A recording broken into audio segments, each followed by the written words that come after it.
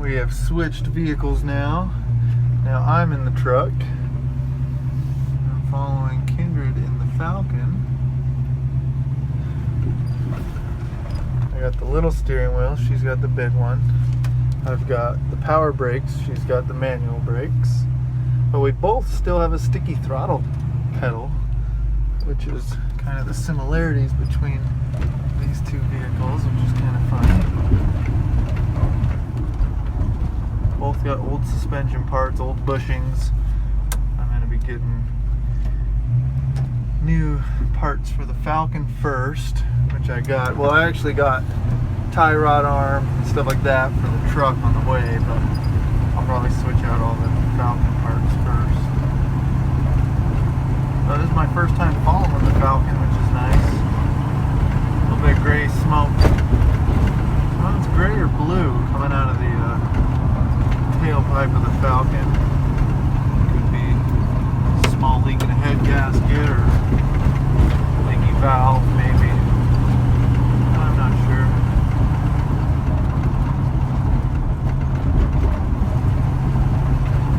But all in all, that's what's up. Still don't have a working speedo on this since I did the tranny swap. Gauge works and the temp and tack work, and my volts and my oil pressure work. This is my 79 C10. It's actually a GMC C15, but that I've had for about a year now.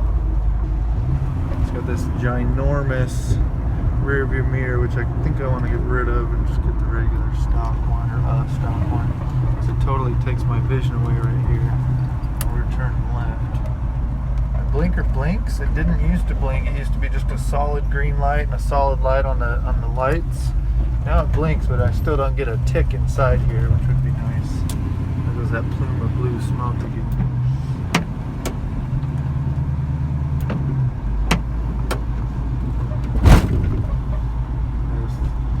Not like bumps. Rattles your teeth out going over bumps in this thing. The taillights look fucking great on that car. All the blinkers work, all the lights work, the wipers work. It's a vacuum wiper, which is pretty cool. Super simple. Just gotta keep it lubed and whatnot. Wiper blades on it the other day. We had a nice rainstorm. Drove through our first big rainstorm today in the Falcon. We were together at that point. That was nice. Driving through the rain, it worked out pretty good. Just bobbing and weaving here through High Point.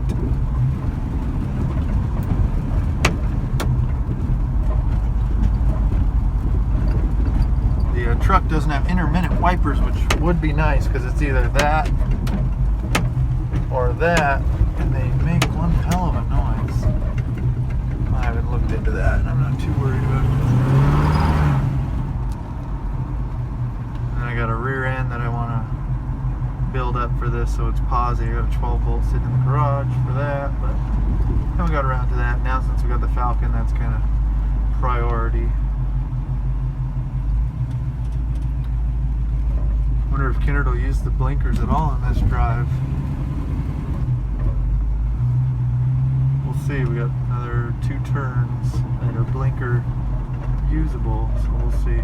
But this is a steep hill for the brakes in the Falcon. A manual brakes, you just gotta go slow and stand on those brakes hard. It's still stiff. I need to get all new brake hardware. I got the master cylinder, the front wheel cylinders replaced.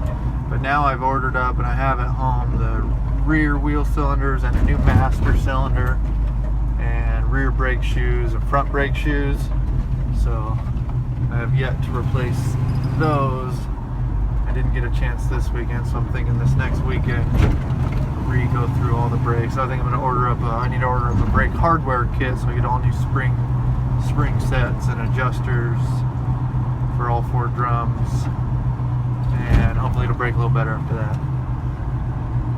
I did notice that if you kind of pump them a bit in the Falcon, they seem to get that pressure back at the beginning, and then these of course are power brakes, so you get that diaphragm sound. Oh, still no blinker. She's got her running lights on though, which is good. I always drive with running lights on. That should be nationwide law, I think.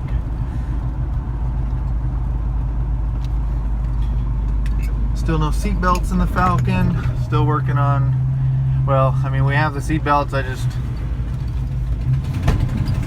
Oh, every time I go through a puddle, I get that in the truck. Every time I go through a puddle. And then it goes away after a few blocks, but we're about home. Every time I go through a puddle, get a little water up in there, it ticks. And now we're parking at home. She's taking the middle spot. Alrighty.